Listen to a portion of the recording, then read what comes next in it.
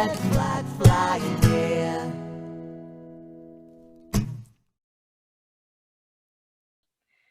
Hello and welcome to the Social Ties. Today I am so lucky to have with me Stiofan O'Nuallain. Hello, Stiofan. How are you? Pleasure to be here. Oh, I'm so pleased to have you. I'm really excited to tell everybody about what it is you're doing. So if you wouldn't mind, let's just kick off. Can you tell me about what it is you've been up to? Yeah, I work for an organisation called Trademark. We're based in Belfast. Trademark's been around for quite a long time. In 1992, there was a motion from the Belfast Trades Council, which was a council representing all the trade unions in Belfast, a motion to set up a specialist unit in Belfast to deal with intimidation and threats against workers. That was its fundamental core raison d'etre back in the 90s, because at that time there were workers getting shot in work, workers getting shot going to work, coming from work, and there was a feeling at the time for a need for a trade union response. And the establishment of it was originally called Counteract. That organisation was called Counteract because you were counteracting sectarian intimidation. Was established in 93. I came on board in about 98. There was a name change slightly after that, but for those like 20 or whatever, 7-8 years, we've been involved heavily in the Northern Irish peace process, articulating a kind of trade union response to all of those constitutional questions. The biggest part of our work back in the day was if there was trouble in the workplace, if there was a sectarian incident, if the workers fell out, if there were unofficial stoppages based on sectarian intimidation or threats from paramilitaries or indeed state security forces, we'd be invited in to mediate, to kind of resolve the situation and try and get workers back to work, because above all, workers needed to be working together. So we still do that nearly 30 years later. God, it is nearly 30 years next year. Doesn't happen as often now, of course, because the peace process has been in part very successful and workplaces are more mixed. They're less partisan to one community or the other. Legislation has helped with that, of course. But every now and again, we still get phone calls. We still have to go in and sort problems out. We were in a factory just pre-COVID for about 6 months sorting out a sectarian problem. So you have to go in, you've got to talk to the shop stewards, you've got to talk to the workers, the management, the supervisors, and try and sort out whatever the problem is. And that's kind of our core work in the peace process. Because of that work, we also then got invited back in the, I suppose, 98, 99 to work with ex-prisoner groups, work with paramilitaries, do mediation work. We've done parades mediation. So we kind of do a bit of everything that's linked to the problems that exist in the north of Ireland. And we've become quite expert, I suppose, at it, or we've got a reputation for being okay at it. And also we come into those rooms as trade unionists. And that's, so we're kind of, not that we're neutral at all, because they all know we're trade unionists, we're socialists, we're left wing, but we come with a slightly different analysis. And we're kind of a trusted pair of hands, I suppose, in those situations. And that's kind of why we do what we do and other people don't or can't do what we do. And so that's kind of been our work. We've branched out into other areas of work since then that I'm happy to talk to you about. But our core work is still anti-sectarian work and anti-racist work, obviously, because since the 2000s, with the significant changes in demographics, including in north of Ireland and the Republic of Ireland, we now have a more diverse community. So, of course, racism is a massive issue here too, as it is all across Europe. So a lot of our work would be a kind of anti-racist and a bit of anti-fascist work as well. We keep a close eye and monitor the links between fascist groups in Ireland and fascist groups in Britain as well, and work with other anti-racist groups doing that kind of work. So we do a bit of everything, really. And I always say we're like the Goldilocks of the left. You know, we're just kind of perfect. You know, we kind of do everything just about right. We're not too this way, we're not too that. We just kind of sit in the middle and do the best work we can in the best traditions of the labour movement. Also, we like to think anyway. That's incredible. That is just wow. I mean, where to start? That it just sounds like so much. I mean, you've managed to sort of distill everything you do down to a few minutes there, and that's only about 30% of what we do since 2008. So now we were focused solely on the peace process, really, and again we still do that work. But during the financial crash of 2008, we were approached, and it was actually by an ex-prisoners group, a Republican ex-prisoners group approached us and said. They kind of said, "What the fuck just happened there? You know, can you explain to us what that crash was about?" And we says, "Well, we'll try and do it. We weren't really a designated political education organisation. We're not economists, and we didn't really have much to do with that. Our work was really focused on Northern Ireland." But we went away, spent about 6 weeks doing a bit of prep work, and we came back and we ran a political school over a weekend, looking at the causes of the global financial crash. We ran another one the following weekend. About 40 people turned up. Then we ran one for trade unionists. About 50 people turned up at our offices on a Saturday morning. And it was on, explaining the global financial crash. Since then, it's become a major part of our work. And about 50% of our work now is political education related to teaching trade unionists in Ireland, but also in Britain increasingly, about political economy, about, you know, how the economy is structured, how it works, who it works for, who it doesn't work for. And so basically we teach, you know, capitalism, its history, its dynamics, its characteristics. And that works, because it's kind of separate from our Northern Ireland based work, but it's become it's really popular. Workers want to know, community activists want to know what's going on around them. And the problem we have is that, and you'll experience this all the time, if you go into a pub where you are and ask someone sitting in the corner with no arse in their trousers, what's wrong with the economy, he or she is likely to tell you, oh, there's no money, we can't afford it. And they'll come out with all these Tory neoliberal myths. That's how deeply embedded those myths are in popular discourse. And the left doesn't have equivalent narratives. We don't have popular discourse. People don't believe in socialism anymore. They don't articulate it. So we've got to go into all these places and spaces as trade unions and on the one hand, deconstruct that neoliberal colonization of thought, and on the other hand, replace it with a more socialist vision. And so political education has become a big passion of ours, a big part of what we do. And we're involved in all sorts of different networks, which I'm happy to talk about after, of people who are of a similar mind, who realise that, I mean, particularly in Britain, you know this with the Corbyn project, there wasn't an awful lot of political education around before he got in, while he was in, and the reason why he's out is because of that absence of political education in part. And so we think there's a real need for it, and we also know there's a real demand for it. People want to talk about these things and want to understand what's going on around them in the world, and we don't do it enough. We did a survey back in 2009 of Irish trade union education. I get killed for this, but there was nowhere you could find a course on political economy. Now, 40, 50 years ago, when you came into the labour movement, that was day one. Someone sat you down and said, this is how the world works. This is what capitalism is. This is what class is. This is how it manifests itself. You belong to this class. They belong to that class. That's how the world works. You don't get that anymore. We stopped doing it. And then we did a survey of trade union education in Britain, and it was the same story. It had almost been pushed to the side of trade union education because it had become so skills dominant, based on skills. It had kind of narrowed itself down to building up your own CV as an individual to be better able to sell your own labour in the workplace. And I thought, well, that doesn't sound like a collectivist organisation whose original design is to, you know, create working class power and win power and change the world. We'd let ourselves become almost like a training college for, you know, developing your CV. So I think we've got some way to go to get back to teaching, capitalism and class, the big two C's, you know, the words that were almost banned from the labour movement for the last 30 years. And again, in our experience, people want to know it. They want to talk about it. So we do a lot of that. So the anti-sectarian work, and then we've got the political education work. And then there's a third string to our bow. Do you want me to carry on? Are you sure? About 2010, again, after the crash, we were working with a number of groups in Belfast. These were wives of political prisoners or ex-combatants or terrorists or paramilitary. You can choose your word that suits your own politics. We call them ex-combatants. And they've done all sorts of training courses with us and kind of capacity building courses, these women, and they've been on all sorts of history, politics courses, economics courses. And they got to the end of all this and they said, what now? We were like, well, that's it. We can't help you anymore. And then we had an idea because there was what was it? It was MTV Awards was in Belfast, 2011. You know, it's a big deal when there's cameras are in Belfast and there's thousands of people there. And we got a phone call from a mate of ours. And he says, I'm looking at a load of cleaners. I need cleaners for the green room, for backstage. And we'd been talking about this idea with these groups of women from the Republican and Loyalist communities of setting up a worker cooperative as a means for these women to continue working together across the community, independent, you know, democratically owned business. And I looked at Alice, and I'll tell you who she is in a minute. She runs our office and does more than run our office. She's fucking the backbone of the organisation, Alice McLaren. And I looked at Alice and she knew exactly what I was thinking. And she had organised a kind of cooperative within about 20 minutes on the phone. And 20 women turned up to the MTV Awards. And set up the Belfast's first ever cross-community worker cooperative. And they did that. They did the clean at the backstage. So whilst all you know, Justin Bieber and Lady Gaga out front, in the background, something perhaps more important was happening. And that was the establishment of you know, this unionised cross-community worker co-op.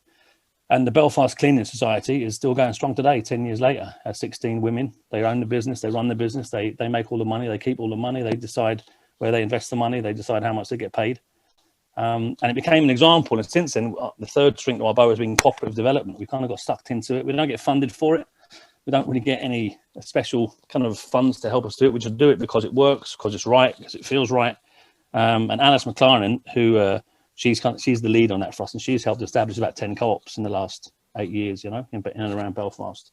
And so that's the other thing. So it's very practical stuff. We're like I'll nick this phrase off a mate of mine. We're like a think do tank. You know, we kind of think about things as leftists would do and say, what can we do about that? How can we do something practical? And the cooperative development stuff has been really exciting because it's positive. You know, it's our anti-sectarian work, and after 20 odd years of it, I can assure you, it fucking grinds you down a bit, you know, because you're dealing with conflict all the time. You're dealing with hurt and pain and memory and loss. And that all comes out in the work we do in the sessions when you're talking to people. But when you're doing cooperative development and indeed political education, it's a bit more uplifting. It's a bit more like challenging. We're going to do this, and it's positive. So it kind of helped us as an organisation, I think, as well, because you know you deal with the hard stuff, the Northern Ireland stuff, and it is fucking hard at the best of times. But then you get this kind of outlet of doing this really positive, creative building work. You know, when you're building something really good that's cross community, that where you're bringing workers together on a daily basis to make joint decisions about their own futures. I mean, it really is. It kind of ticks all the boxes for us in terms of peace and reconciliation work. So that's kind of the three things we do now. We do the anti-sectarian stuff, our Northern Ireland-based stuff. We do political education all over these islands, and we do co-op development. So we are kind of a weird little unique organisation because none of that, apart from the first bit, the other bits weren't planned. We just kind of fell into them because they seemed the right thing to do at the time, if that makes sense. So, and we're officially a part of the Irish Labour movement. Like we're officially a part of the Irish Congress of Trade Unions, although we keep quite a bit of distance between us and them. And I think they like that and we like that because it allows us to do things like that you wouldn't be allowed to do if you were stuck in this really, which tends to happen in labour movements, big bureaucracies, you know. We have a bit more freedom, a lot more freedom than that. So I've been rabbiting on there a lot for Laura, but that's what we do anyway. So you can ask me any other questions about any of those three areas of work if you want. Well, I'm sorry, but I'm going to have to ask you about all three of them. It's absolutely fascinating.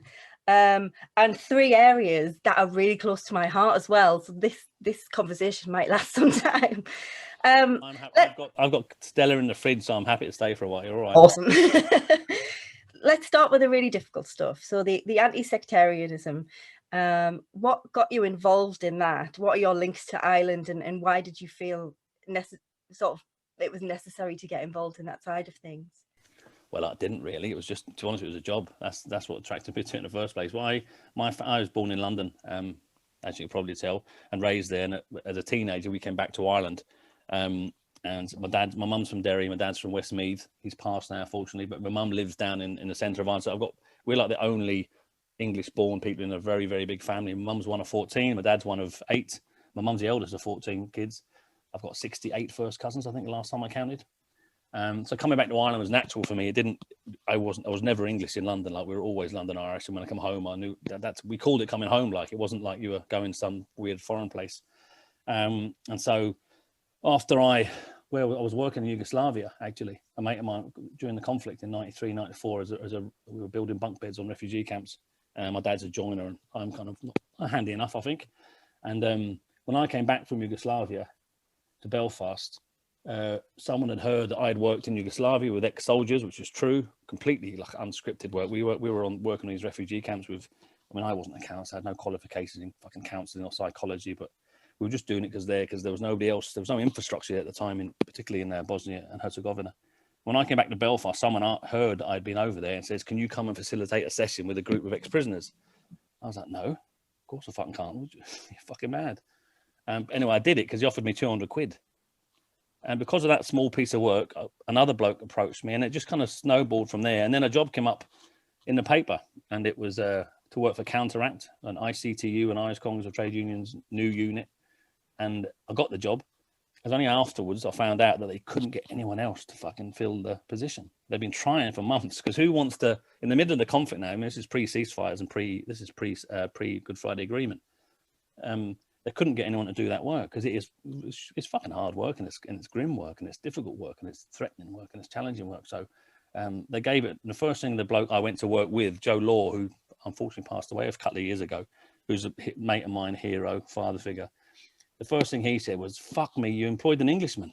You employed in this organisation to do this work." He was absolutely fucking outraged because he thought you needed someone local, you needed someone who knew the ground, because you're going in to do mediation work with ex-prisoners, you're all sorts of hard-nosed work. But I learned very quickly, and with this accent, when you do anti-sectarian work in Northern Ireland, you've got about 30 seconds to say something witty or profound or that proves to people, all right, he knows what he's talking about. Because I guarantee you this: if you stand up in Ireland and say something with an English accent and don't understand what you're talking about, you'll get torn to fucking pieces, and rightly so. So I learned very quickly how to kind of navigate my way around that work. But it was just a job. That was the truth of it, and it was money at the time. I thought, I'll do that. I didn't realize that no one else wanted the fucking job, but anyway, and I'm still there 20 odd years later doing that work.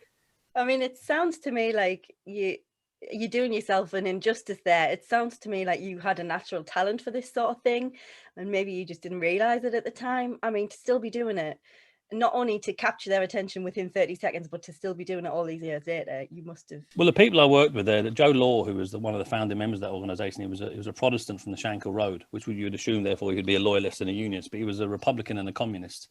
And there's a tradition, of course, within the North of Protestant Republicans and Protestant communists, particularly members of the Communist Party of Ireland, when they joined together again in the early 70s. And Joe was one of those, and he came from that kind of radical Protestant tradition that dates back right to the 1916 rebellion, but even further back to the 1798 rebellion, which was, of course, a Presbyterian rebellion. It was a Protestant rebellion in Ulster as much as it was a Catholic rebellion elsewhere under the United Irishmen, neither for Protestant, Catholic and dissenter.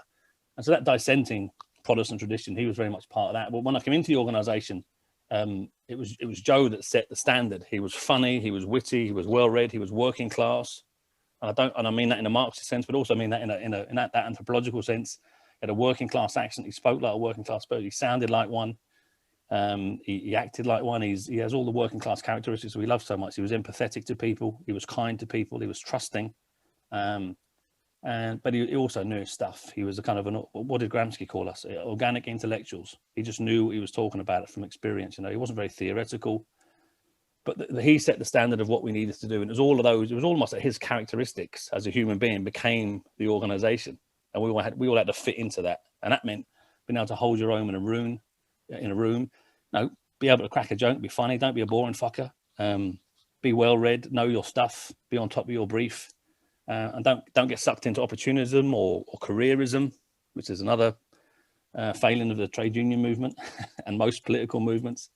And more importantly for Joe, it was always do the work, concentrate on the work. It's the work that's the most important thing, and unite our class. So that was kind of him, and so.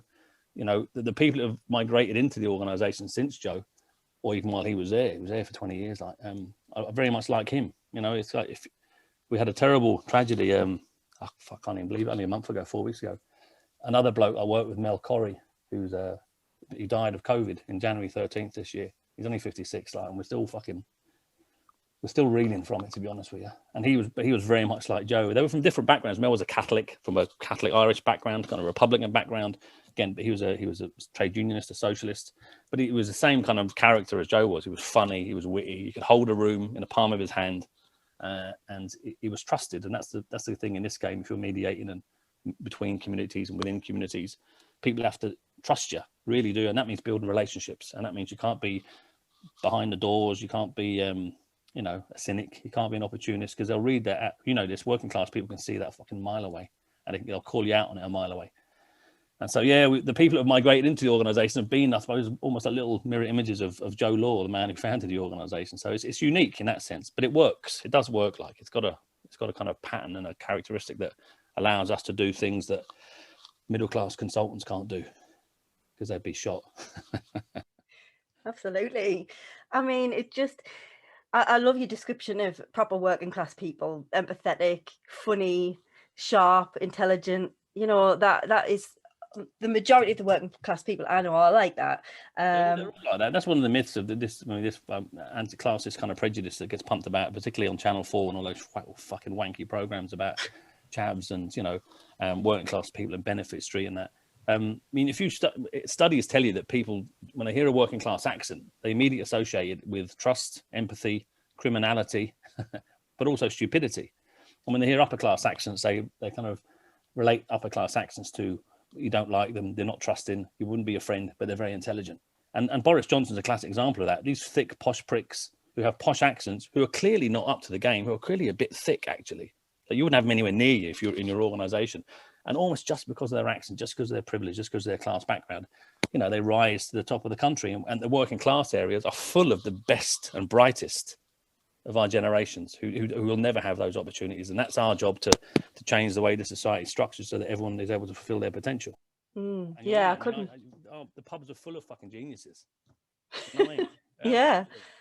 Absolutely. I couldn't agree more. Honestly, you took the words out of my mouth completely. The fact that all the people who lead our country went to one school and one of the first lessons they learned was how to be better than other people. It's pathetic. It really is. And it's really sad, like you say, the working class people are so bright and creative and intelligent, and all they're lacking is the opportunity to actually go off and do the things they want to do. Now, I wouldn't suggest any working class person became the leader of this country anyway, because at the minute it's just, I wouldn't thank you for that job. I don't know about it's different in every country, but you can absolutely see in Britain over the last 30 years that the Labour Party used to be full of working class accents, and it's not anymore. It's full of kids who went to Oxford and Cambridge and come out and says, "Oh, where will I go? Will I go to Tory Party or Labour Party? Which one's the best for my career?" Because they're not socialists. They're just opportunists and cynics, and they've got careers behind them. And so much of the PLP, from an outsider's perspective looking in, just full of opportunists and careerists. You're like, hey, that person's not a socialist. That person's not it speaks volumes about the colonisation of the British Labour Party by privately educated people for a lot of time. And you don't hear you hardly hear working class accents anymore in there. And that's a real challenge and a problem for the British Labour Party, amongst many others. Yeah. Let's not go there. That's a different interview, isn't it? It is, That'll be a longer one. I'll give an outside perspective sometime on what Ireland thinks of the British Labour Party. I would really be interested to know that, actually. I mean, in terms of sort of the mitigation that you do, I mean, I'm a trade unionist myself, and there's mitigation, but then there's mitigation. I can only imagine the stuff that you're having to deal with issues that are so deep rooted in that society. These sort of troubles or differences, however you want to put it, go back decades. It must be really difficult to try and work your way into that and to try and help people get along effectively and see each other's side of the story. I suppose in the work that we do, what we try and do, it's not a counselling session when we're in. When we're in factories trying to get workers back to work if there's an unofficial stoppage because of some incident, you're quite hard-nosed about it and saying, look, we need work, you need a job, to get back to work here. In the work we do with ex-prisoners, it's a bit more personal because they tell you things you don't really want to hear and they offload. But living here, my kids grew up here, my partner's from here, all her family, my mother's family. I'm from London, so I'll never have the same experiences they had because I came here as an 18-year-old. And it's more deep-rooted for them. But you can certainly learn how to mediate those relationships, because one of the things that was really obvious back in the day is that people didn't talk about the troubles during the troubles in mixed company. Everyone talked about it with their own, but bringing people into mixed company was a fucking no-no. You didn't do it. And if you did do it, those interactions were largely characterized by politeness, avoidance, and denial. You were polite with each other. You avoided talking about the troubles. It could be a bus burning out on a road. A bomb could have just gone off. The windows could have rattled. You don't mention it. And you kind of, you avoid talking about it. And there's sense to that because it was like a safety mechanism. When you were in mixed company, if you didn't want to start a row, everyone just abided by these kind of polite rules of interaction. So when we come into a room in a factory and we say, right, we're going to talk about the troubles here, we're going to talk, people go, fuck, because they haven't done it before. Different nowadays. The younger generations is slightly more open and stuff, but still it's not that usual for people to have those kinds of conversations outside of their own community. You have to remember, things here are still very divided and segregated. You mentioned where your family were from, and as soon as you said it, I think I know that town, I know the demographic makeup, I know the pubs, I know where the UVF pub is, I know where the UDA pub is, I know where that person is. We're completely divided. I think Belfast is 93% divided. I mean, 7% of people in Belfast live in mixed areas. 93% of the entire city live in segregated areas, separated by about 90 large interface walls. I live in the country area, but I can tell you that outside my house is a field, and that on the other side of that field, there's a river. And once you cross that river, you're in Protestant territory. And on this side, it's Catholic territory. Everyone knows these invisible or physical boundaries. And that's the reality still of living in Northern Ireland. I mean, it's peace through apartheid. It's a benign apartheid. We have a peaceful, non-violent apartheid. But there's no coming together across the fucking barricade or that nonsense. It's still a deeply segregated place. We have different sports and different languages and different churches and different pubs we go to and different towns we go to shop in. You go to that town if you're Catholic, you go to that town. Those characteristics are still very much a part of living here. But people tend to just muck along with all of that. And our job is to like almost vomit all that stuff up on a table and talk about it, you know, particularly if it's related to an incident or something that's happening in a factory or in a workplace. So yeah, it's quite unique, I think, the work we do, you know. So have you been to many mitigation meetings where things get a bit heated? Weirdly, no. The odd time, yeah. We've been threatened a few times, obviously, as people like that, because if you're working with one faction and they've split with another faction, then you get threatened by that faction and all that kind of nonsense. But weirdly, when people are in rooms like that and you're facilitating debates and discussions, people tend to, no one's ever thrown themselves outside a window, and people have cried and people have been upset. But weirdly, they've been quite good and quite kind of positive for the most part. The worst you get is absolute silence. I went into one factory. It was a bus depot, and it was the drivers. There was a dispute amongst the drivers, a sectarian dispute. And I walked in this room, and there was about 5 lads sitting there, had copies of the Sun newspaper all held up in front of their newspaper, like this here, like they were sitting like this, you know, for the full 3 hours that I was in there. They refused to engage with me. So you get a bit of that. But I went back the next day and I just wore them down. I just kept getting at them and getting at them, and I kept saying things that I knew would annoy them. So that eventually they'd have to speak to me. And once you get that, then you're in conversation, then it's okay. But yeah, we've been threatened a few times, but not recently. I mean, it's 15, 20 years ago when it was a bit more tense, you know, you would have done. But that's just part of the game, you know, it's part of your job. I don't want to bring up the B word, but have you noticed any difference since Brexit has been happening? Oh, massively, yeah. And we always said as soon as the Good Friday Agreement was signed, there was an idea that unionism had a few years to sell the concept to nationalists that Northern Ireland is going to be a shared place, that you can live here, you share it, that it will be a place where your identity is reflected in the institutions of the state, on the streets, Irish language signs, all these sorts of things, Irish language schools. And they failed disastrously. Unionism didn't share this place. And every time they had an opportunity to express that ability to share Northern Ireland, they just refused to do it, particularly the DUP, obviously. And when Brexit came along, at that point, we kind of said the way Northern Ireland is going to change now is some exogenous shock. Something's going to happen from the outside just to shock this place into a different position. And that was Brexit. Brexit, as it did in Britain, it threw everything up in the air to the point where you had these 3 options. You had the whole of Ireland and the UK staying in the customs union, the single market. You had a hard border on the island of Ireland, or you had a border down the Irish Sea. That was it. Those were the 3 options. The DUP said no to May's deal, which left them with 2 options: border in Ireland, border in the Irish Sea. The Yanks and the EU made it quite clear there'd be no border in Ireland. So did the British government. They're still maintaining that, and they're right, of course, to do that.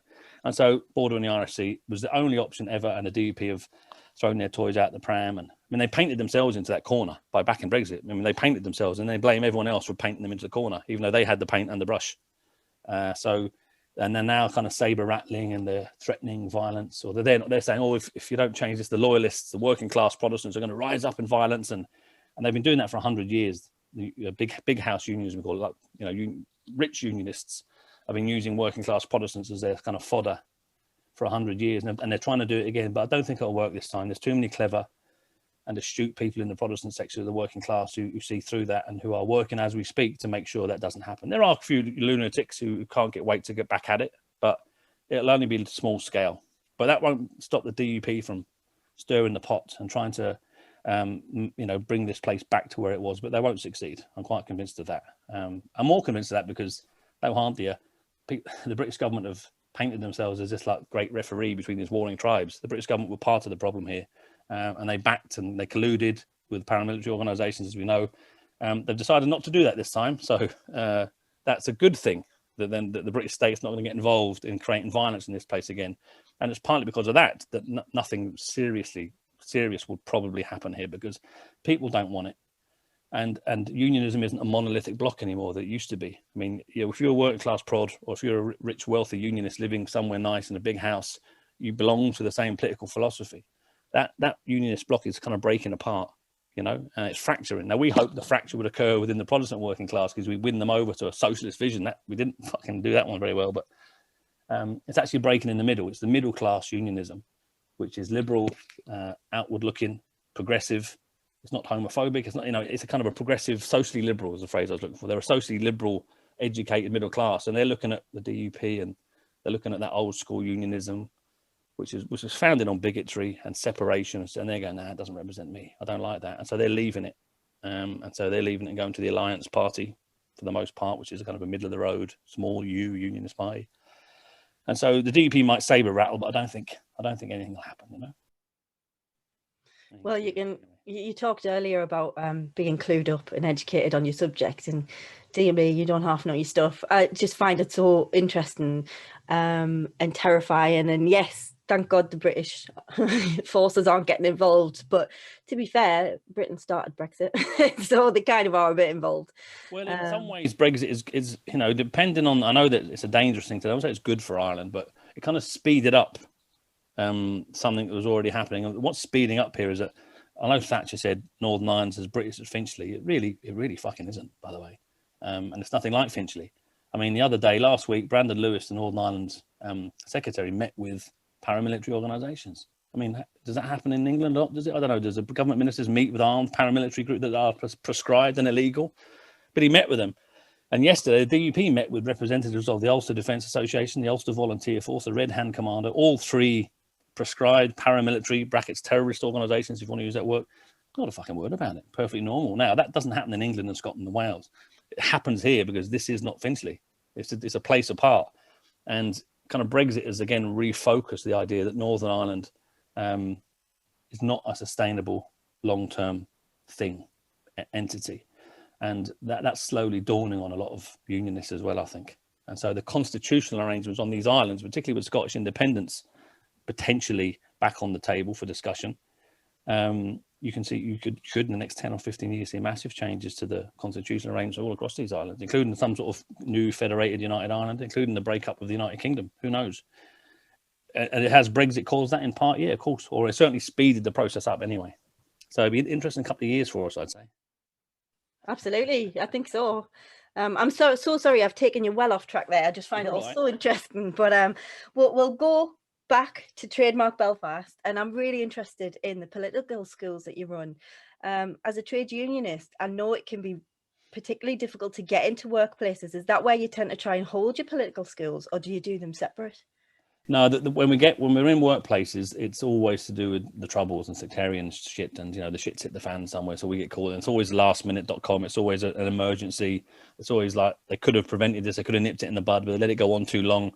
So when it gets really bad, then we get a phone call. You know, it's never a case of. It's always like it's been on for 6 months, and they call us to go. In terms of the political education work with trade unions, initially. We rerun those independently. Trademark runs its own political schools, and we invite people to them. And we did that for 3 or 4 years quite successfully in Ireland.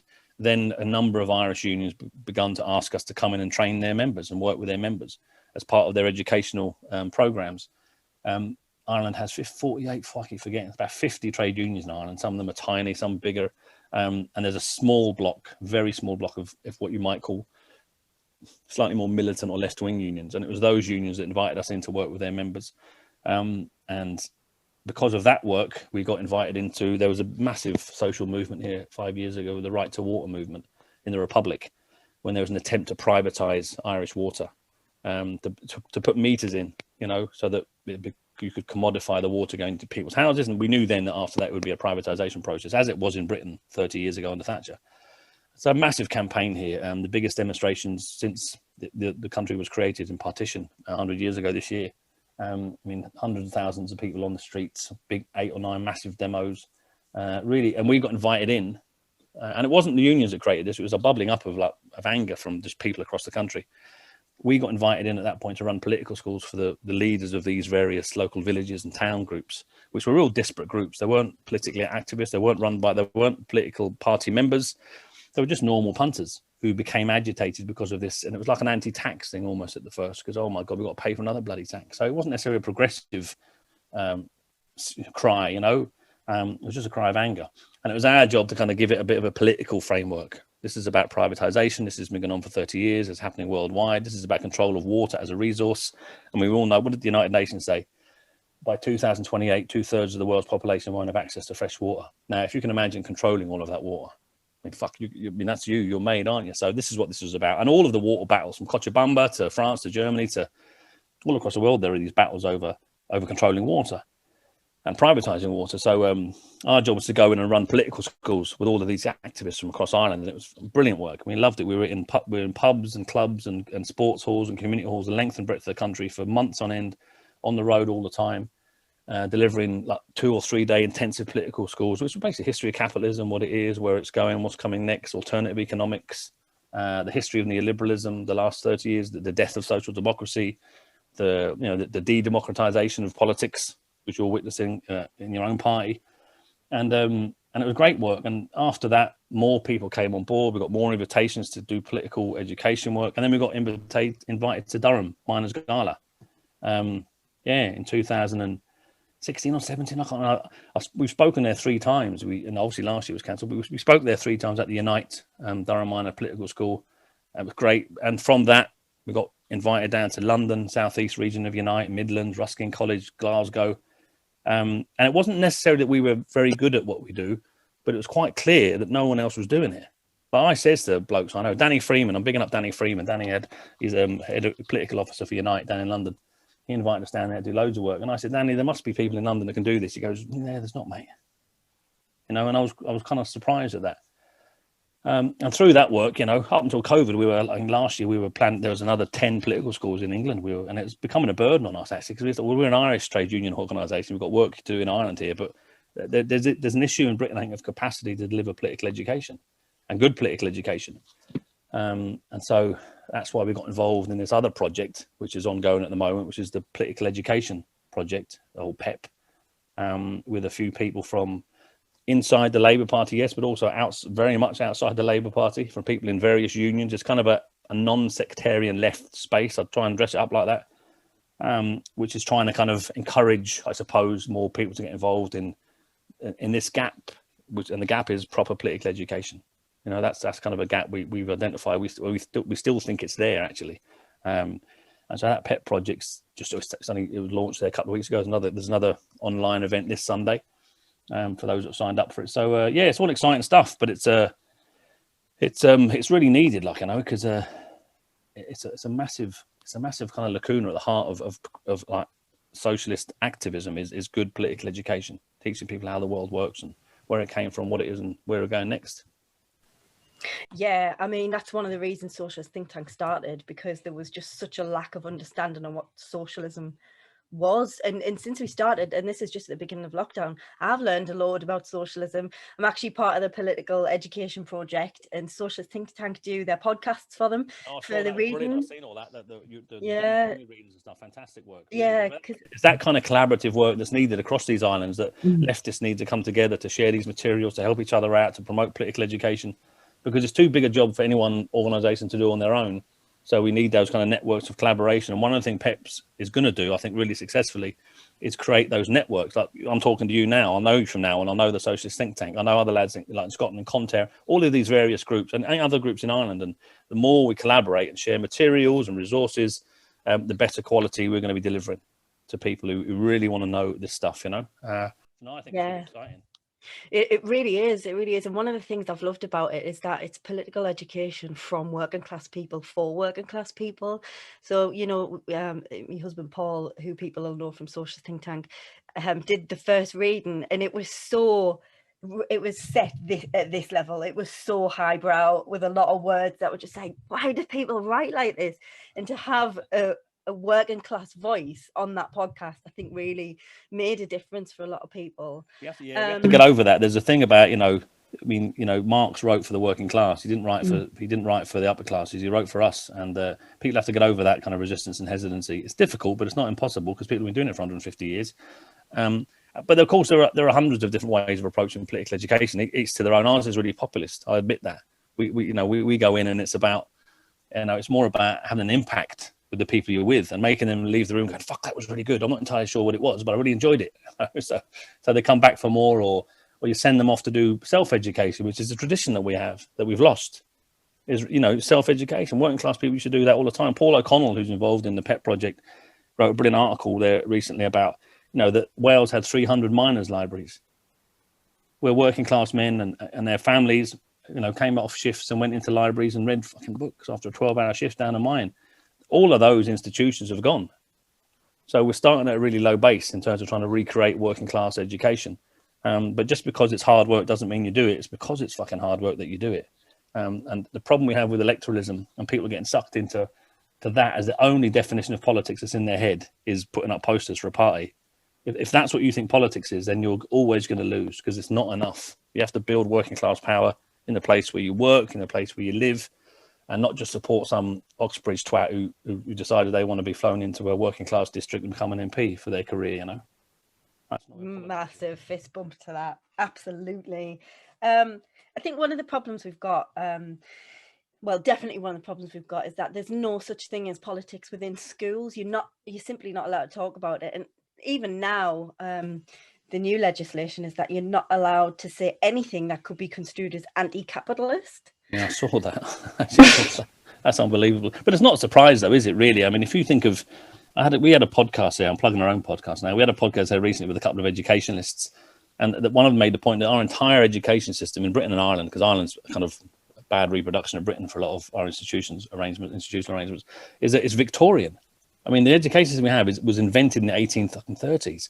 That whole rote thing and examinations, and more and more people across the world don't do that anymore. They're moving away from that kind of, regimented education. But, we've known from good Marxist thinkers over the last 100 years that controlling education systems is part of how they control how we think. Controlling universities. Universities used to be kind of centers of enlightenment education. They're not now. They're neoliberal institutions that run as businesses. So that most institutions in society just repeat the idea. What did Marx say? That the ideas of the ruling class are the ruling ideas of the age. They're the ideas that become dominant, which is why, as I said at the start of this, you go into a boozer and ask a bloke with no arse in his trousers what the problem is. He'll say, we can't afford it, there isn't any money. He'll repeat what his local Tory MP saying, because he's heard it from fucking everywhere, and he hasn't heard an alternative. And then he turns to his own party, and they're saying the same as the Tories. Any wonder the working class are going to vote Tory, because they don't hear an alternative or believe in an alternative. And the answer to that is working class organisation and political education. You have to create these alternative visions and convince people they work, and convince people that we can achieve it, But we haven't been doing that for a long time. Yeah, I couldn't agree more with that. I think grassroots is always the way forward. And you're right in what you say about the education system. I think if anything, the COVID pandemic has proven that our education system is in desperate need of change. You've got teachers working all hours God sends to do reports and collect data. And then when it actually could have had a use, the government were like, no, we don't want that. We'll do it on postcodes. The numbers of kids coming out of schools in working class areas that are illiterate, they can't read and write properly, they can't do maths properly, that can't it's fucking shocking. I mean, Northern Ireland we have a grammar school system here still, and always boast about having the best A-level results in the UK. X percentage of people got 3 A's at A-level. We also have the highest rates of illiteracy at 16, because we separate kids out when they're 11, and the ones that pass their 11 plus go to the local high school, and the clever ones go to grammar school. So we condemn kids at 10, 11 years old saying, right, you're fucking thick, you'll go to that school. The clever ones, you'll go to this school. And what's more, we'll give the rich school, the clever school, more resources than the one that actually needs it. So you get this massive inequality. And in Britain, it's kind of geographical inequality, isn't it? If you live in a particular area, there's a particular school. If you don't live in that area, then there's another school which is a shit school because it's linked to a shit estate where there's lots of unemployment and social deprivation. So absolutely, you have to change it. But it's the way the curriculum is constructed as well. You made the point of that. Is it Williamson brought that in, the anti-capitalist thing? But my daughter did I remember her coming home a few years ago with a homework for business studies, and it was basically Dragon's Den. That was the homework. Now that's hegemony. That's how hegemony works. That's how ideology becomes invisible, because it's just homework. It's just a class. It's business. It's good. But when you deconstruct that, they're teaching my daughter that capitalism is the only system there is. It's a good system, and you can be a capitalist if you work really hard. No mention of trade unions, no mention of exploitation, no mention of global exploitation of the third world. Just your job in life is to invent something and get it to market and become rich. So anyway, she had to go back in with a project. So an Irish career PowerPoint. And so I helped her do it. She was 14 at the time. And she went in as an arms dealer, and she'd invented a new anti-personnel device that was plastic, so it couldn't be detected by any technology. And when it exploded, it sent out loads of plastic shards into soldiers. Didn't kill them, just debilitated them, so that it took other soldiers more time to look after them. So it dragged soldiers off the front lines. Anyway, brilliant. We had a grant after doing it. And I said, how did the teacher react? And she just stared at me with fucking hatred in her eyes, because the teacher knew it was our family behind the idea. But that idea of that, we deconstructed, and we saw the ideology of this piece and we took it apart. And but most people don't see that, and so they live in this system that's kind of lies to them and teaches them to think a certain way. A system designed to get working class to do all the hard work to make other people money. And to think that it's normal. Yeah. I think that is normal, that there is no other solution to that. You know, I remember my old man was dying of cancer a few years ago, and his fucking hands were fucking curled up like that. And he couldn't, you know, because he's a joiner all his life. And everyone that come around before he died was like, Jesus, Jackie was a great man for the work, Stephen, wasn't he? Wasn't he a great man for the fucking work? And we lionize work, and the working class, we make ourselves really proud of the fact that we fucking kill ourselves to earn money for somebody else. Now, I know why we invent that culture, because we have to, because if we didn't, we'd go mad. But we invent this like working class culture, which actually kind of, it hides us from the reality of our own exploitation sometimes. My dad I shouldn't be proud of the fact that my dad fucking died in pain from fucking asbestosis because he cut asbestos sheets in London in the 60s. And that somehow that's a good thing. It's not a fucking good thing. So we have to kind of break away from our own working class cultures at times, I think, sometimes as well, and remind ourselves. And you know, as you said, point out that this is exploitative. There are different ways to create the goods and services we need to survive in a community. And capitalism is one way of organising it. There are other ways of organising it. Let's have a chat about those, why don't we? You know, so... And that's what we try and do in our political schools. We just try to break down some of those myths and talk about alternatives. Yeah. You mentioned there that you'd been up as part of your political school to the Durham Miners Gala a few times. Unfortunately, I've just found out today that it's not going to be on again this year. Oh, I'm absolutely devastated. And that kind of... Fantastic. I loved it. I was there I think it was 3 times I was there, and I got invited over, as I said, by a night, and it was just fantastic expression of working class solidarity and power. You know, it really gives you a wee kind of boost, significant or down, to see that still exists, you know, in England. Yeah, it was fantastic, and I loved it, and I can't wait to get back at it. I can't wait to get back there, actually, just as a punter this time, just to kind of walk about it and enjoy it, and enjoy the bands and the music and the banners and stuff, you know. But yeah, those kinds of cultural events are so important for us on the left, and we don't have enough of them. You know, this is why this is so important. It's why our own media is so important. It's why our own think tanks are important. It's why our own podcast, whatever it is you're doing, is important, that we take control of that, and you hear working class voices talking articulately about the challenges of living on this planet. And we have all these brilliant I'm not going to name them. There are some brilliant think tanks, particularly in Britain, really good think tanks all over the place. They're kind of progressive and lefty. I don't know where they're getting all their money from. I'd fucking like to know, because I could do with some of it. But they're producing fantastic reports about alternative economics and alternative ways of running the economy and so on. And they're producing these great reports, but then the reports just tend to sit there. And I'm like, well, who's reading that stuff? Who's translating that into normal language so you can go into a pub or a club and talk to working class people about, actually, there is alternative. This is what it is. Let me talk to you about it. And we have a gap between... Because we do have really good left-wing ideas nowadays. We didn't 10 years ago. We were moribund, but I think, you know, Corbyn had something to do with that, or post 2008 had something to do with that. You know, the left started thinking we need to create something new here. We start talking about new ideas. So we create these ideas, but then we have this gap, like geographical and physical and all sorts of gap, and intellectual, between those ideas and working class communities. So what this kind of stuff, what we're doing, what you're doing, has to connect those ideas with our communities, which is why political education. And it's not just, you know, being in a room shouting at people. It's, you know, as I said, think tanks, podcasts, media, independent media, which is so crucial for making that happen, you know. Yeah, definitely. That you're absolutely right. There's just a huge gap between the creative work that goes on and the understanding of normal people who are just too busy trying to get through the day and survive, that they haven't got time to care about who the Labour Party leader is. You know, it doesn't matter. But what I really want to focus on now, because it really, really piqued my interest, was the cross-community cooperatives that you're setting up. And the one with all the women in it, I set up the first all-affiliated Durham Miners all-women's banner group to march in the Durham Miners Gala. And so that has a really special place for me, because I think women collectively are unbelievable and they work together really, really well. But obviously they have suffered oppression, and women are just women. So I think it's fantastic to see something that was so important,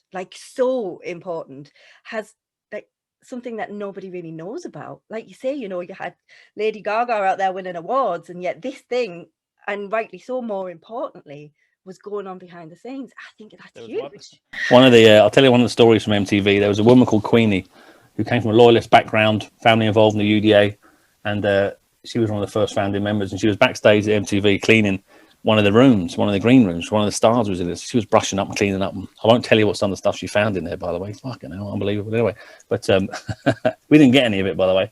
She handed it in. I don't know why she did that. Anyway, she was an older woman. She was like 68 years old then, and she took a break. She had to sit down after, and she sat down on the sofa next to this wee lad who was sitting on the sofa. And next minute, this big bouncer came running at her, going, "You can't fucking sit there. You can't sit there."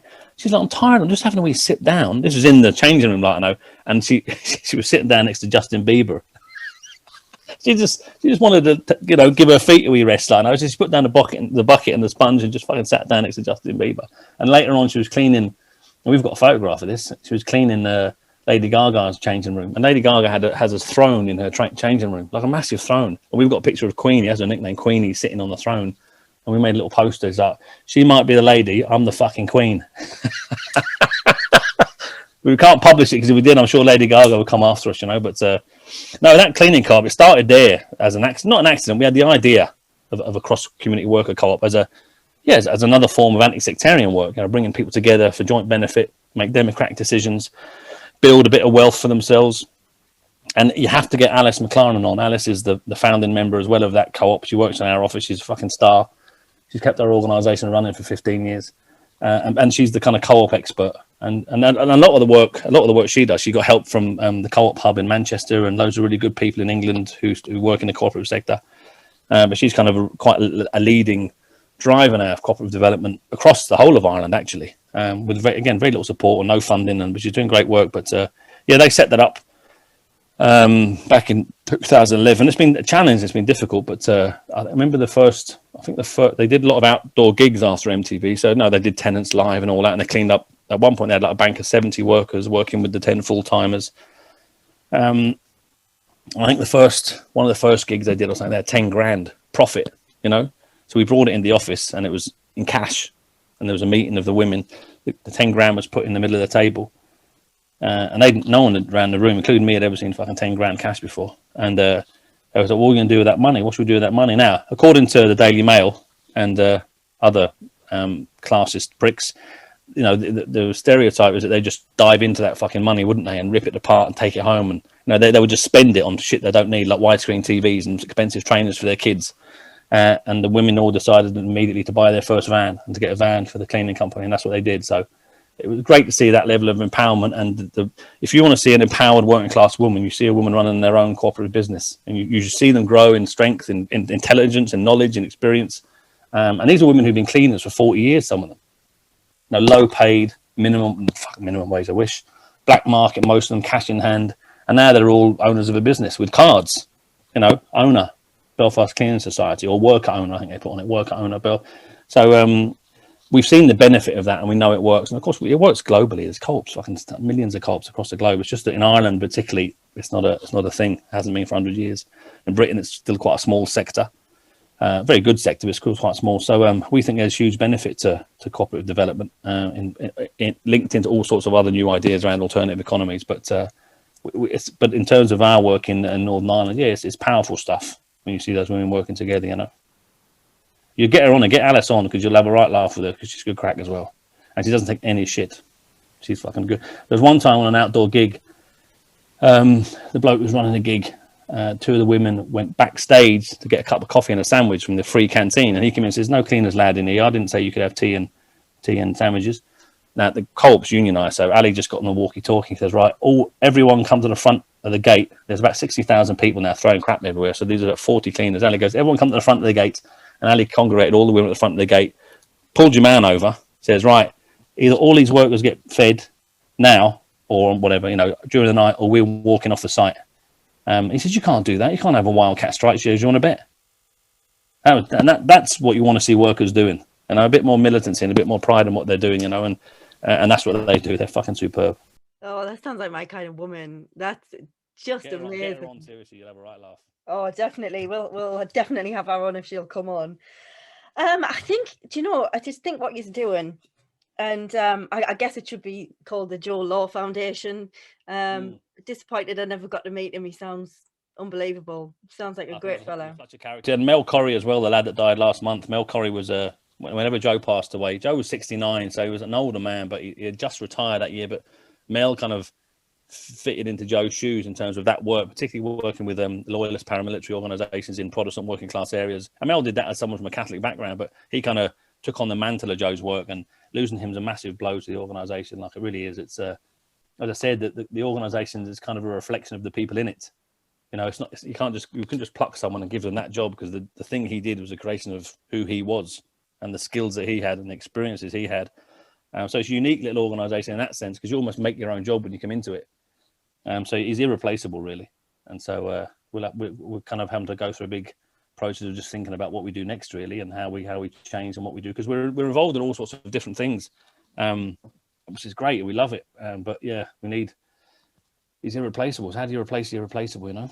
If you know any 56-year-old communists from County Armagh who played a banjo and is a really good singer, which Mel was, then send him or her our way, you know, because you'd literally need to replace him with him. That's the challenge of a small organisation, you know. Yeah, well, I'll keep an eye out. Thanks very much. I appreciate that. I think it sounds to me like Joe's left the company in really good hands. I should say we're a worker co-op with a worker co-op with a charitable. We have a worker co-op arm and a charity arm. So that's how the organisation is structured, not for profit and all that, you know.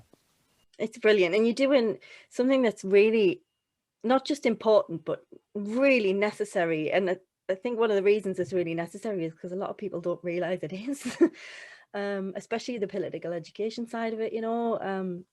It's fantastic, and I'm so pleased you've come on tonight to talk to me and tell us about it. I'm definitely going to try and get Alice on, so we'll be swapping. I'll send you your details. She'd love Warner. Actually, she would hate to come on, but we'll get her on. Don't worry. We'll twist her arm. I'm sure you can do it. Yeah, so I think I'm gonna. We could talk all night. We really could. There's just so much interesting things you've brought up, and just give me loads to think about. And thank you so much for coming on and talking to us. Pleasure. I've enjoyed it. Brilliant. And I will share your cooperative link and everything, so everyone can have a read about what you're up to. If you want to share any podcasts with us, we'll happily put those out as well.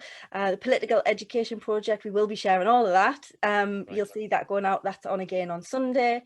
And yeah, just thanks again, and don't forget to find us on our website, on Facebook, on Twitter, now on Twitch, and like, share and subscribe. Keep the red flag flying here.